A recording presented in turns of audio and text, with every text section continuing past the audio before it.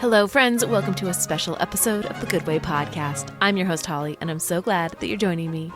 Today, we're tuning in to learn a little bit about a famous composer. Maybe you've heard of him, Johann Sebastian Bach.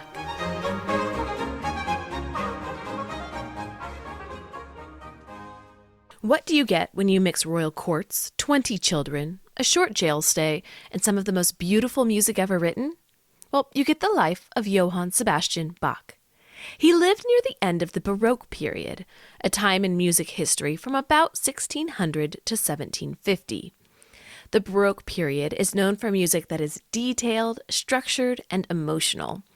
It often has strong patterns, steady rhythms, and multiple musical lines happening all at the same time.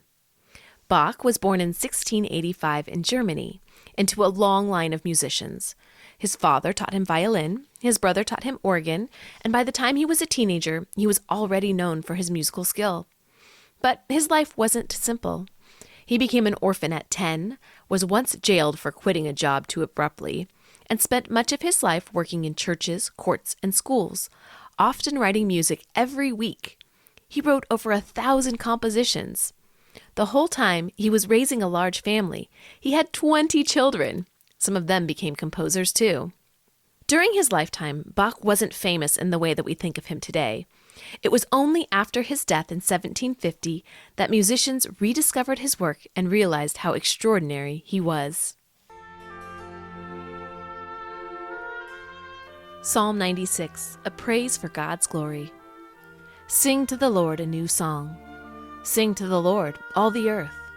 Sing to the Lord and praise his name. Every day, tell how he saves us. Tell the nations of his glory. Tell all peoples the miracles he does. The Lord is great. He should be praised. He should be honored more than all the gods. All the gods of the nations are only idols. But the Lord made the skies.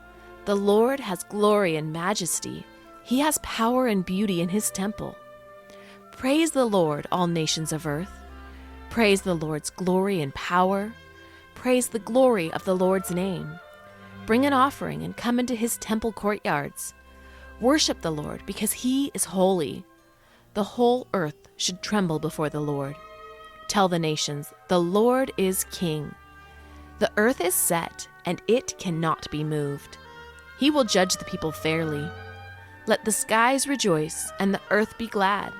Let the sea and everything in it shout. Let the fields and everything in them show their joy. Then all the trees of the forest will sing for joy. They will sing before the Lord because he is coming. He is coming to judge the world. He will judge the world with fairness and the nations with truth.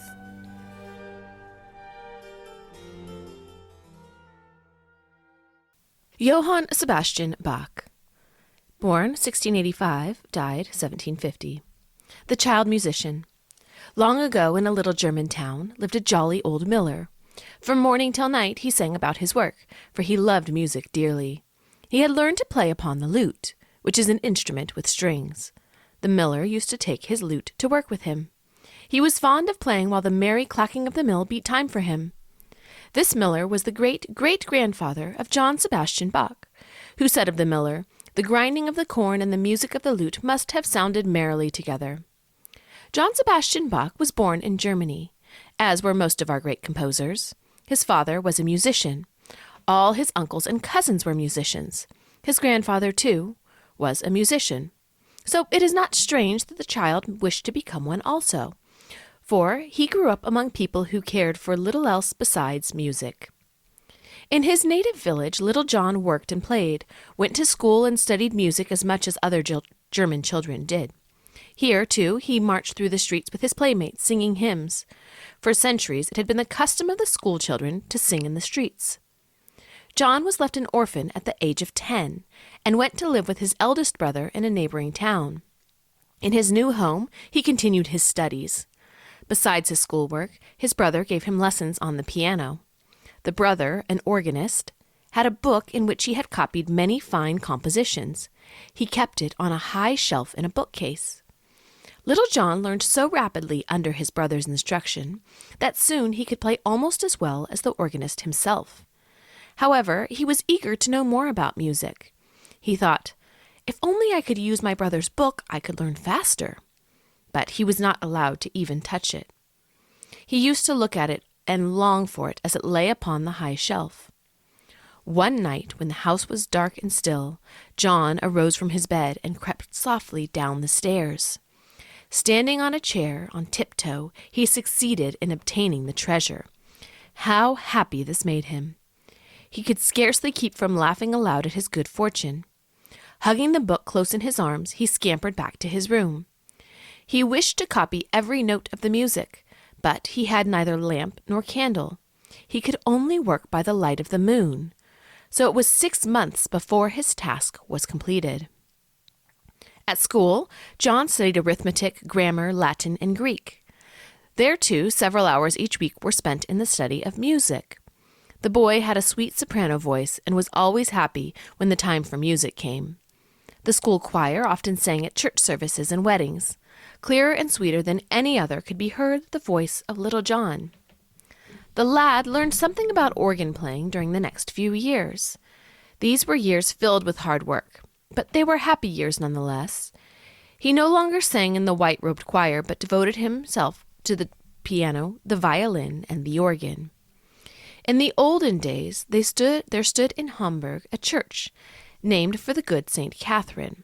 The organist of this church was a man of great skill, whose fame had spread throughout the land. Even little Sebastian Bach had heard of him, and longed to hear him play the great organ at St. Catherine's. One fine morning, he started to make the long journey on foot. The lad little knew how tired he would become before he reached Hamburg. Once inside St. Catherine's, however, he forgot his weariness and his bruises and the long miles of dusty road over which he had traveled. He thought of nothing but the wonderful music. John was not satisfied with hearing the great organist once. Several times he went to Hamburg, walking all the way. Once, when returning from a visit, he was walking along the high road and came to an inn. Being very hungry, he put his hands into his pocket and drew forth one small coin. That was not enough to buy him a dinner. He seated himself outside the door to rest. The odors of the dinner coming from the kitchen made him hungrier than ever. Some men, at dinner in the inn, saw the forlorn little figure sitting outside the door. They guessed how tired and hungry the boy must be. Poor little lad, they said to one another, let us give him a surprise. Meanwhile, Johann Sebastian had made up his mind that he must go. He was just rising to his feet when a window was thrown open, and 2 herrings' heads were tossed out. He ran to pick them up. Imagine his surprise to find inside each a shining piece of money. Bach in public life. At an early age, Johann Sebastian Bach began to earn his own living. He had no thought of earning it by any other means than music. When he was 18, he obtained a position where he played the violin in the Duke's band. He was greatly pleased with court life. His grandfather, a musician too, as you will remember, had once lived at the same court. Young Bach did not remain a year in the service of the Duke. At the end of summer, he accepted a position as organist in a small town. From 1703 to 1723, Bach went from place to place as organist and teacher. Sometimes he was church organist, sometimes he was court musician for some noble prince. At all times, he was poorly paid. Bach often received no more than a year's work than many men receive for a month's work. Although Bach played well on the violin and piano, he was most skillful as an organist. Indeed, his fame was spreading throughout all of Germany. He often went on journeys to try new organs. On these trips, he sometimes played for kings and nobles.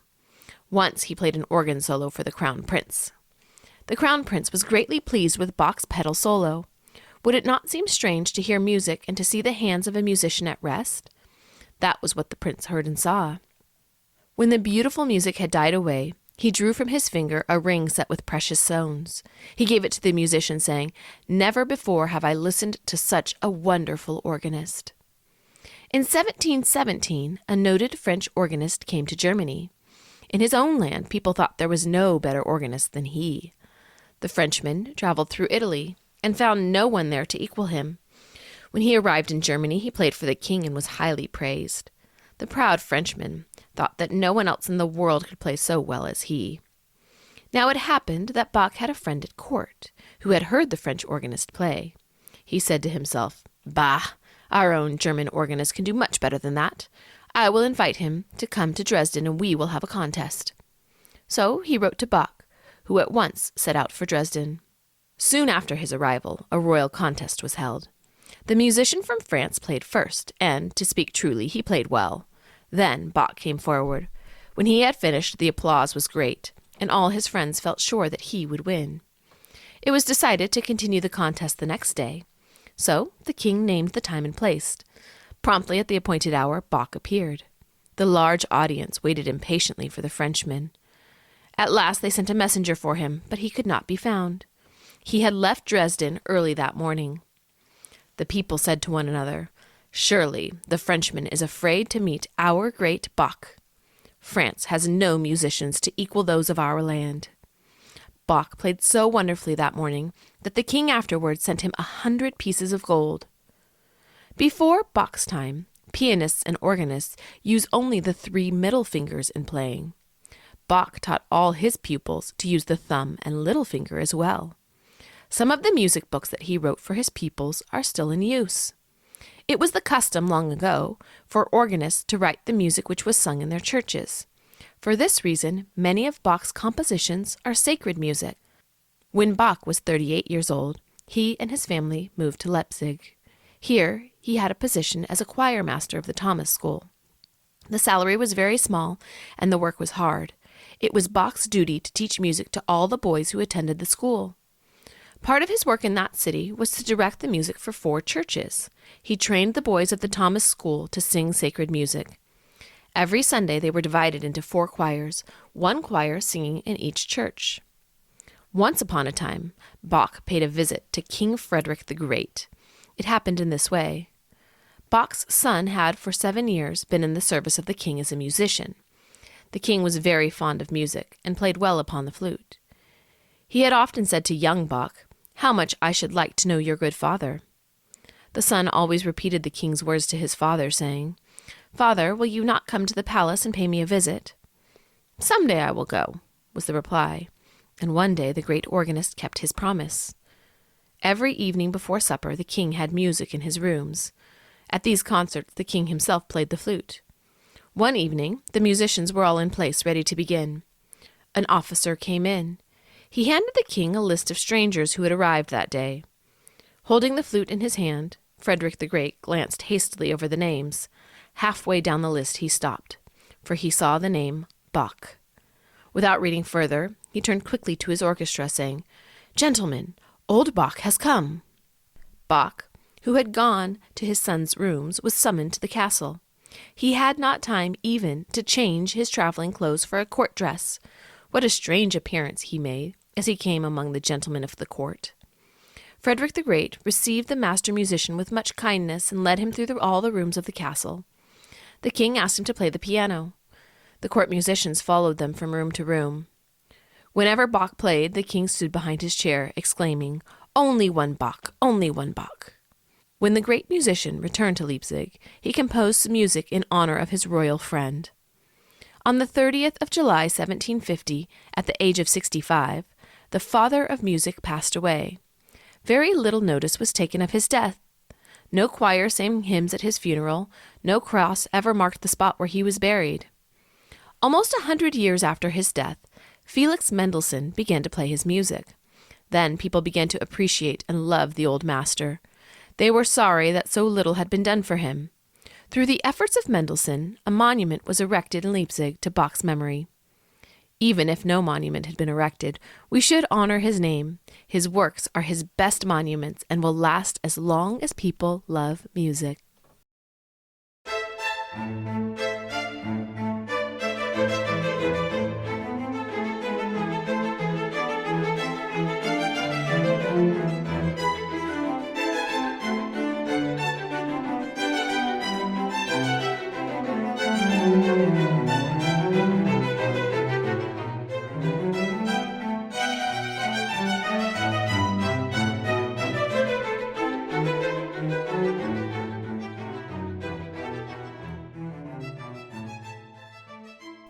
Today, we're listening to one of the most famous pieces ever written for the cello, the Prelude from Cello Suite No. 1 in G major by Johann Sebastian Bach. Bach wrote this piece of music over 300 years ago, around 1720 in Germany. At that time, the cello usually played in the background, but Bach had a different idea. He wrote 6 suites for the cello all by itself, turning it into a solo instrument with a rich, full voice. A suite is a collection of short pieces, kind of like chapters in a book. And the prelude is the very first chapter, the beginning of the story. As you listen, notice that instead of big chords played all at once, the cello plays broken chords, notes one at a time in a flowing pattern. This is called an arpeggio. Hear how the notes rise and fall, repeating and gently changing. It can feel like flowing water or a story unfolding. Even though there is only one instrument, it starts to feel full, almost like there is more than one voice. For a long time, this music was nearly forgotten. Then, in 1890, a 13-year-old boy named Pablo Casals was walking with his father in Barcelona, Spain. They were near the harbor, on a street called Calle Ancha, when they stepped into a small second-hand music shop called Casa Tost. There, Casals discovered the sheet music for Bach's cello suites. He was immediately captivated. He had just received his first full-size cello. He began practicing the suites every day, though he didn't perform them publicly for almost 10 years. Eventually, he would become the musician who brought these pieces back into the world's attention. And even today, this music continues to travel far beyond concert halls. A recording by Yo-Yo Ma was used on the International Space Station in a science experiment. Scientists played the music through a speaker to create vibrations in a floating bubble of water, helping them study how sound behaves in space. That's because sound travels as vibrations, tiny waves moving through air, water, or even solid matter. When something makes a sound, it causes particles around it to vibrate. Those vibrations move outward, and that's how we hear music. You can visit the Good Way Podcast Instagram account to see a video of this incredible experiment. So, as you listen today, pay attention to the patterns, the movement, and the way the music grows, note by note. Sometimes the most beautiful things begin simply.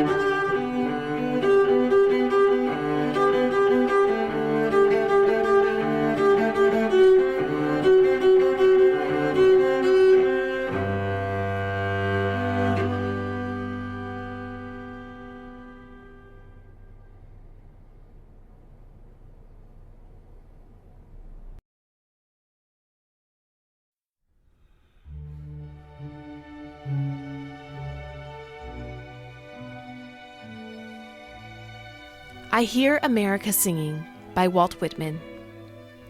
I hear America singing, the varied carols I hear. Those of mechanics, each one singing his as it should be, blithe and strong. The carpenter singing his as he measures his plank or beam. The mason singing as he makes ready for work or leaves off work. The boatman singing what belongs to him in the boat. The deckhand singing on the steamboat deck. The shoemaker singing as he sits on his bench. The hatter singing as he stands. The woodcutter's song. The plowboy's on his way in the morning, or at noon intermission, or at sundown. The delicious singing of the mother, or of the young wife at work, or of the girl singing or washing. Each singing what belongs to him or her, and to no one else. The day that belongs to the day. At night, the party of young fellows, robust, friendly, singing with open mouths their strong, melodious songs.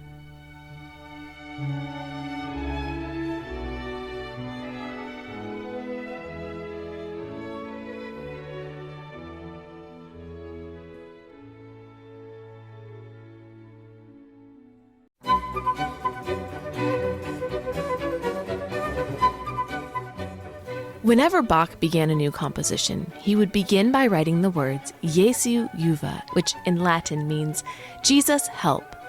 He began all of his work with a prayer to God.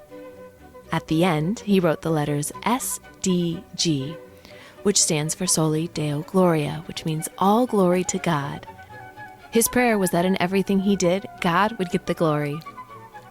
I hope that these beautiful compositions by Bach help you learn to enjoy God more. Till next time, don't forget to look for the good way and walk in it.